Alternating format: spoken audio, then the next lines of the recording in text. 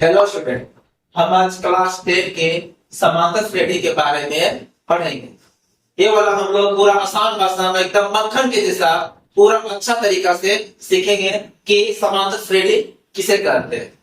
तो सबसे पहले ये जाने कि समांतर श्रेणी होता क्या है, कि समांतर श्रेणी किसे कहते हैं। तो समांतर श्रेणी का मतलब हो गया कि कोई भी संख्या उसके आगे वाली संख्या को उसके पीछे वाली संख्या से अगर घटाएंगे तो हर बार बराबर आता है, तो उसको समांतर श्रेणी कहते हैं। जैसे एग्जांपल के थ्रू से हम लोग लेते हैं, जैसे 3 है, 7 है, 11 है, 15 है, इस तरह का। अगर इसको हम घटाने जा रहे हैं, आगे वाले टर्म को उसके पीछे वाले टर्म से घटाते हैं तो क्या आता है, देखिए 4 आता है। फिर उसके आगे वाला टर्म उसके पीछे वाला टर्म क्या है, 7, उसको घटाएंगे तो क्या आ रहा है। फिर उसके आगे का टर्म को उसके पीछे वाले टर्म से घटाते हैं तो क्या आता है। तो हर बार से घटा रहे हैं तो क्या आ रहा है, बराबर आता है। तो उसको हम क्या कहेंगे, समांतर श्रेणी कहेंगे। और इसका डिफिनेशन ये हुआ कि समांतर श्रेणी अगर कोई संख्या उसके आगे वाली संख्या को उसके पीछे वाली संख्या से घटाते हैं तो हर बार बराबर आता है, तो उसको समांतर श्रेणी कहते हैं। कि समांतर श्रेणी क्या होता है, तो इसमें अगर कोई संख्या है 4, 8, 12, 16, 20, 24, 28 इस तरह जाते हैं, तो पहली संख्या जो होती है उसको हम लोग क्या बोलते हैं, प्रथम पद बोलते हैं। क्या बोलते हैं, प्रथम पद बोलते हैं, जिसको हम A1 कहते हैं। इसी प्रकार दूसरा टर्म क्या हो गया, तुम्हारा द्वितीय पद है, जिसको हो गया A2। तीसरा हो गया A3। चौथा हो गया A4। पांचवा हो गया A5। इस तरह जाते जाएगा और लास्ट टर्म को हम लोग क्या कहते हैं, जिसको हम लोग अंतिम पद बोलते हैं।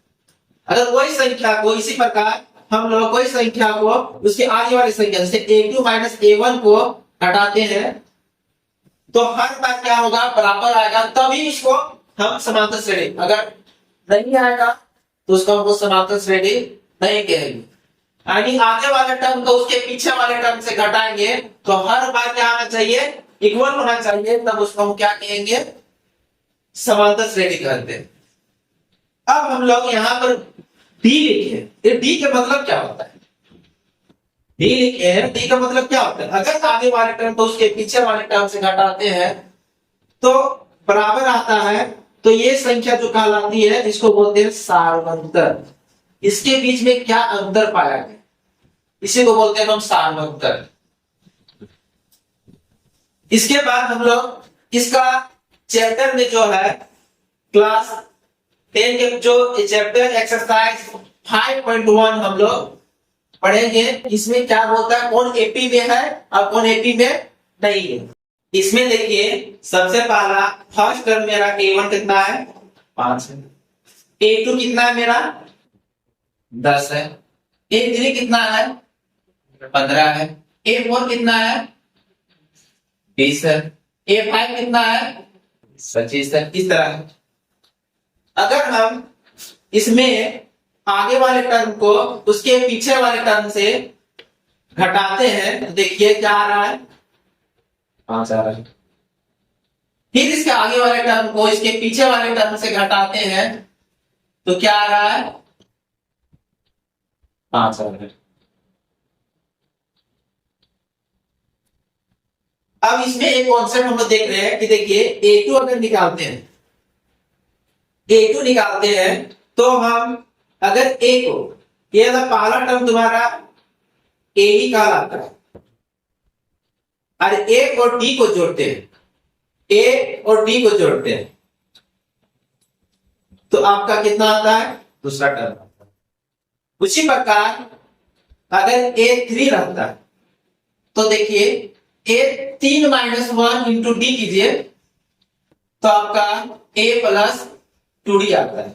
अब इसमें A कितना है, 5।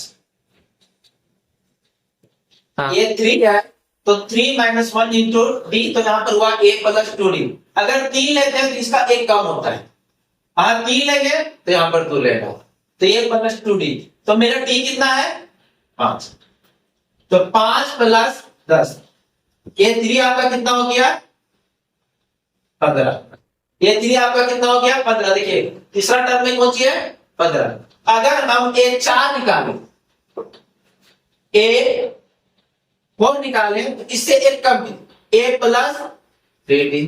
अगर ये 5 निकालेंगे तो a प्लस इसे कम करो 4d। अगर a हम कम निकालें तो क्या लिखेंगे, इसे कम a कलम माइनस 1 इंटू डी। अगर a यहां पर झाड़ू लिखे